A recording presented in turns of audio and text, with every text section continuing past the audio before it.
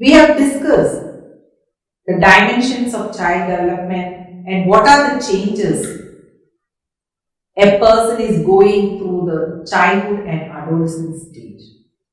And when we think of this adolescent stage, we can see that they are undergoing lot of changes physically, socially, mentally. There are different changes they are undergoing. During this transitional change from childhood to adolescence, we can see that they are confronted with various issues and problems. And you have sometimes listened about the contemporary issues also affecting adolescents.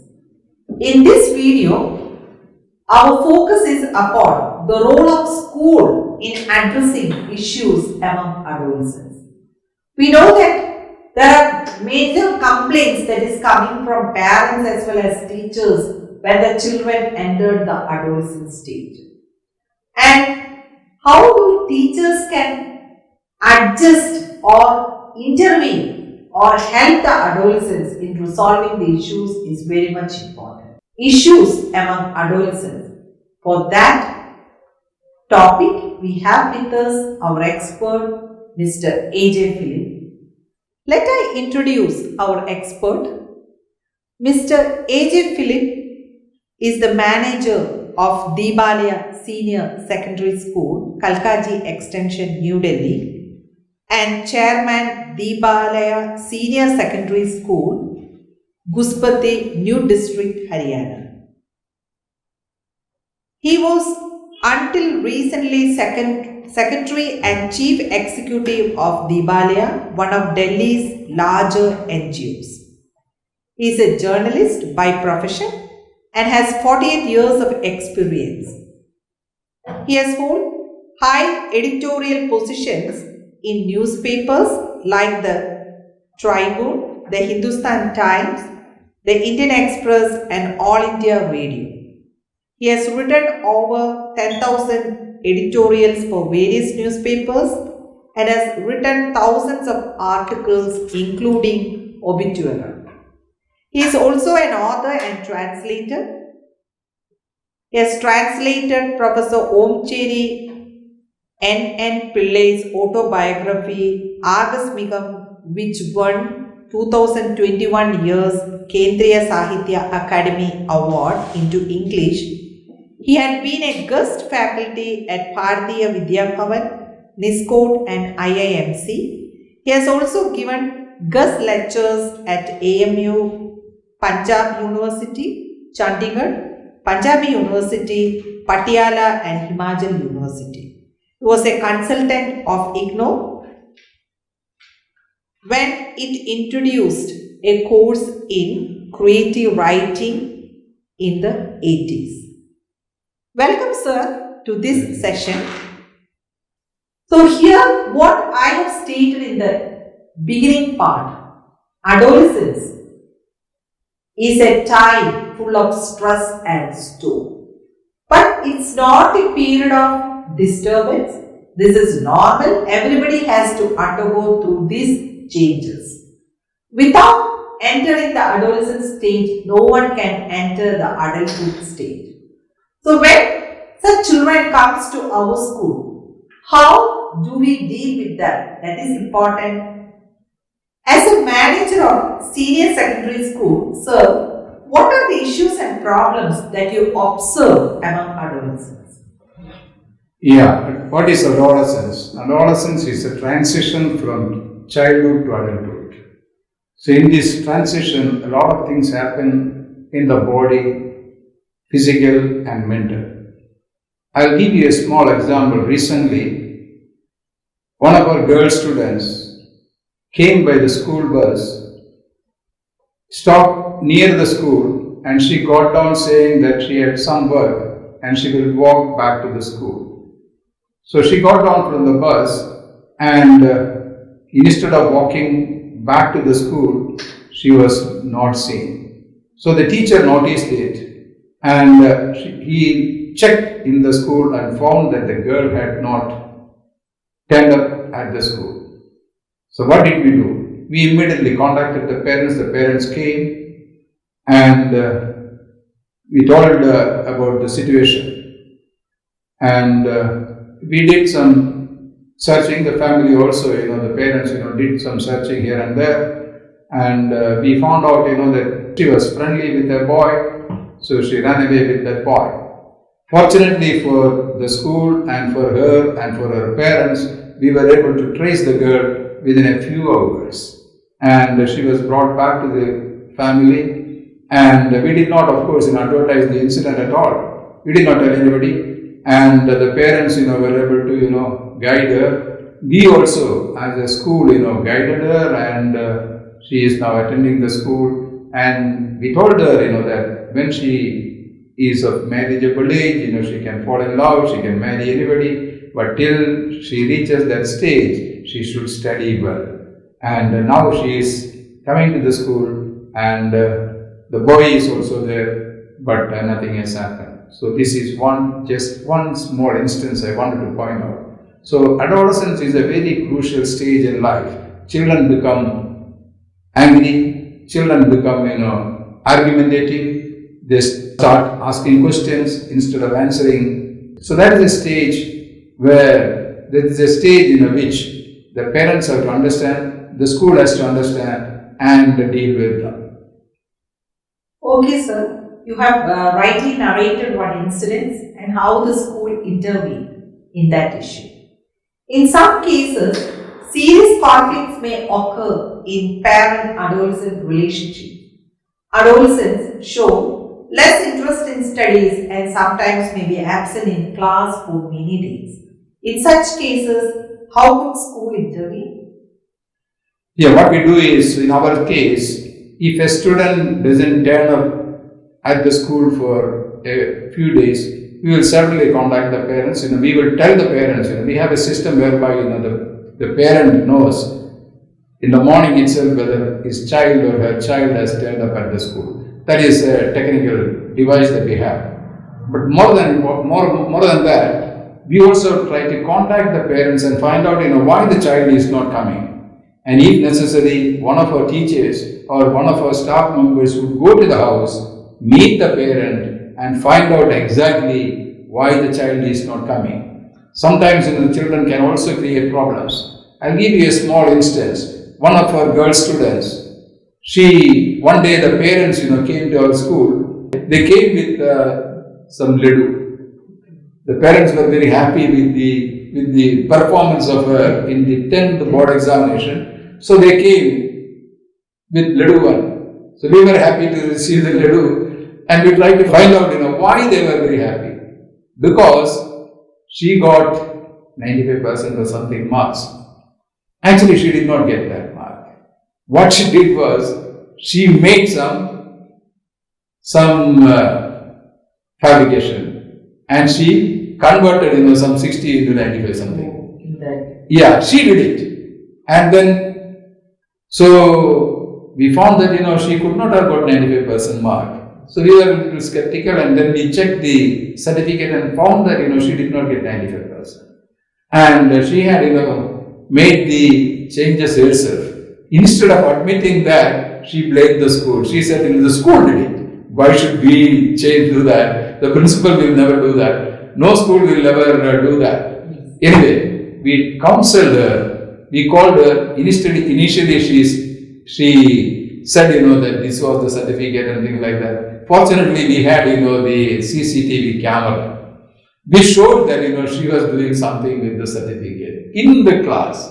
And when she was confronted with this CCTV clipping, she confessed that it was her mistake. So we did not take it seriously. We said, okay, you destroy the certificate and now apply for a duplicate copy saying that your certificate is lost. So that is how we helped her. She is now a student. She is still a student and she is doing well. Okay, sir. You have rightly stated what type of mischief during this stage adolescents are doing, and how instead of blaming or punishing them, how the school intervene in a positive manner. So through a positive manner only, we can change the attitude of adolescence. And we can see that adolescence is the time when children develop and exercise their independence. And we know that the integrity, they want to develop the initiative, their autonomy, everything they want to develop. This can sometimes give rise to questioning the parents and teachers' rules. Sometimes they are questioning the parents' rules. Sometimes in the classroom also they are always argumentative in nature and standing up for what they believe is right. How would a teacher handle such situations? Do you have faced in your school that teachers have approached you that such type of situations are there? Yeah, we have, I have many such instances to narrate. For instance, recently we came across, 5 students of our school. We have a park very close to our adjoining court is a park. We found these 5 boys, smoking cigarette in the park just before the school bell was to ring. So they came a little early and they were smoking outside the school, not on the campus. But we came to know about it. And we called, the principal called all the 5 children to his office. We did not scold him. We did not scold them. We told them, we explained to them, cigarette smoking is not a great thing. And they can smoke when they become, when they earn money. But not with their parents' money and things like that. We counseled them. And they also admitted that, initially they said, they were not smoking. But later they confessed that they were smoking. And then when they were properly counseled, they realized that it was foolish to smoke. So they said their friends are also smoking. That is why they also smoked. So we told them that peer pressure is there, but you should be able to overcome that. And fortunately, we have 2 counselors, full-time counselors in our school, and they were able to counsel them. And I am sure none of these 5 children will be smoking now. Because we have counseled them, and that counseling has been very effective. So that is what we do. Recently, I myself, was a chain smoker. So one day, I was a chain smoker and I gave up my smoking about 35 years ago. Recently, I saw one boy. I was standing at the bus stop. I saw one boy coming on a motorcycle, stopping there, immediately buying a cigarette and then smoking. So I told him, sir, gentleman, I was a chain smoker and you should, this smoking will not help you. Something like that. I counseled him, and he also, he immediately threw the cigarette and said, sir, I will not smoke again. And he went away. I do not know whether he will give it up or not, but there is no harm in making an attempt. Okay, sir, you have narrated from your experience itself. How do you change chain smoking? So this is always inspiration to others to know that how we can lead a healthy life. Some adolescents may pass through a state of identity confusion or diffusion. Such adolescents may remain unfocused and are unable to make commitments. They are not able to concentrate in their studies. And now we can see that through this online learning, we are getting complaints from parents that children are simply playing with the mobile phones. What they are studying, what they are watching, which website they are watching, nobody knows. So in such situation, how would school intervene in such cases? Yeah, now that mostly online classes are happening, the schools do not have much control over what the students do. But in the case of our school, what we have noticed is that some of the students do like that. They watch all kinds of websites. But the point is that they should concentrate on their studies also. So what we do is wherever counseling is necessary, we counsel the students that they should concentrate on their studies. Studies should be the prime motive, and that is how we tackle them. But even so, it may not be wholly possible because children are children. They have their needs, and we cannot you can only guide them. You cannot discipline them. If you try to discipline them, it will have its adverse consequences also. So we have to be very empathetic to these children, and we should understand them. Understanding is the key to their problems. I'll give you a small example. Recently, the Form 2 boys were fighting. they were physically fighting on the campus. We got them. And then we counseled them, the principal spent a lot of time with them, and then he understood one thing. Both of them were in touch with one girl. In other words, both of them were in love with a girl, and they were fighting over that girl. So what we did was, and we noticed that the children themselves admitted to the principal that they were spending a lot of time on the mobile chatting with her.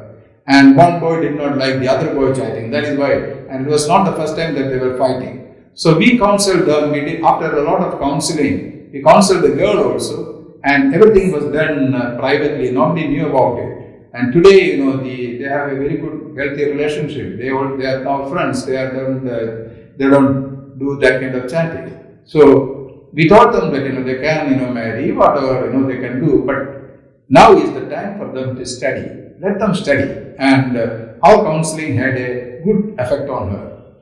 2 years ago, I had the occasion to go to Texas in the US, where I visited a government school. It was a government school. There were high school. There were 3,000 students. The principal took me all around the campus, and there were 3,000 students. What I noticed was that the school had 24 counselors employed in the school. And more each teachers, I don't know, 24. And each counselor had a cubicle. So the student could go to the counselor at any time. There was privacy. Nobody would know whether the child had gone. So here in our school, we cannot employ those many people as counselors. But the 2 counselors that we employ, we ensure that they are always working hard. Why? Because we have to address this problem. Because so many children come with their personal problems. And now that the lockdown and other things have happened, the children do not have any place to go also to complain. So they can't go anywhere. So the only place where they can complain is now that the school has reopened. They come to the school and tell our problems to our counselors, and we counsel them. Okay, sir. Sometimes we have observed that some children who are getting first rank or very well in studies in their primary classes, entering the adolescent stage, their academic achievement is reducing. How would teacher intervene in such cases? Yeah, that is a universal phenomenon. Some children, they are very good in studies at the lower classes. They do not pay much attention because, as we have noticed one thing as parent, or as a school official, what we have noticed is that the attention span of the children has reduced. Children cannot attend. Attention span is very, very limited. Because of that, many children are losing their interest in studies. So what the schools, nowadays, the children have access to all kinds of information. The school should, actually what the school should do is that spark the interest in education among the students. They can also learn, but what is required is to spark that urge for knowledge, that urge to study, and they themselves can study. That is what I noticed. So the primary commitment of the school is not exactly to teach them, but to inspire them so that they can study well. And I have noticed, see, as I interview many candidates also, then I notice one thing. Some students, some candidates come for interview, I notice that they have done well in 10th standard, but in 12th standard their marks are very low. Reduced. So the reverse also happens. I am not saying that it is not happening, but the reverse is also true. It shows that at some stage of their life, they did not give much importance to education or studies. So this anomaly has to be addressed by the students, by the teachers, by the parents, and by the teachers, by the students themselves. Then this problem will not arise. Okay. Another one we can see that peer group is the most influential circle of adolescence. Sometimes, under the pressure of peer groups, some adolescents may start using drug and alcohol as an experimentation. In such cases, how could school intervene? Yeah. See, I was once, with the Tribune in Chandigarh, and as an editor there, I used to visit many schools to organize programs, and one complaint that the teachers all mentioned was the huge, high drug abuse among the students there. In fact, in one school in Punjab, the principal showed me a place where a lot of drug waste was put. It shocked me. And in Delhi also this happens. Although we have not of late come across any such drug abuse among our children or our students, I cannot guarantee or I cannot say with 100% confidence that none of our children is using drugs. That is a problem we need to address. How this can be addressed is the teachers can also notice any behavioral change. A person who uses drug will behave differently in the class. So the teacher is the first person. Of course, the parents should know, but nowadays the parents are also so busy with their own mobile phones. They don't have time for their children. So now, when they attend the school, their behavioral changes should be noticed by the teachers, and remedial action needs to be taken. And what is that remedial action? It is not by disciplining them, it is not by punishing them, it is by counseling them, it is by telling them, it is by counseling them in the right manner. Sometimes counseling may take hours, but at the end of the counseling, the child should be able to transform himself or herself. And that is the only way in which it can be faced. Rightly, sir has stated, instead of punishing, we should understand and counsel the adolescents. That is the way that we can improve their performance. Next, we can see that during the adolescent stage, there are a lot of development of secondary sexual characteristics, which gives rise to new feelings in teenagers and pushes them to experiment with their bodies. In such cases, what is the role of school? Whether you think that sex education should be provided in schools? Yes, I think we should provide that kind of, we may not call it sex education, but we need to provide. So what we have done in our school is that we have engaged qualified people who come and tell these students about puberty, about how the girls have their periods, and the counselor, the persons whom we engaged, they would tell it in a mixed class, so that the boys should also know what is period, what is period, and why should a girl be ashamed of it. So why a girl should not be ashamed of it. Now, that is what our effort was, and it had a huge impact. I remember once one parent came to us and told us that what you are doing is very bad because you are teaching them sex. We said no. So she said we should stop it. Oh, sir. Okay, I said okay, we will stop it. Now what we did was we asked that lady to organize a small meeting of the parents or the ladies, mothers, and our person will come and teach the same thing. And what we did was we took classes for the parents. After the same person took classes for the parents they themselves said that they did not know many things about these things. It was good that so this is fine. So the parents conviction was there. Afterwards we restarted the program. Okay, so rightly sir has stated that conviction of parents is also important. How the parents are dealing. Majority of the time, the adolescents may not feel free to discuss with their parents. They may be discussing with the peer group. They may be checking the social media and getting the wrong perception or understanding about the sexual abuse, something like that. So here the school has to take a major role, and in this session you have come across what are the issues adolescents are really facing in the field, in the real life experiences, what are the problems and how a school can intervene in a positive manner. Instead of punishing, we should understand the adolescents as what they are. Then only we can make some change.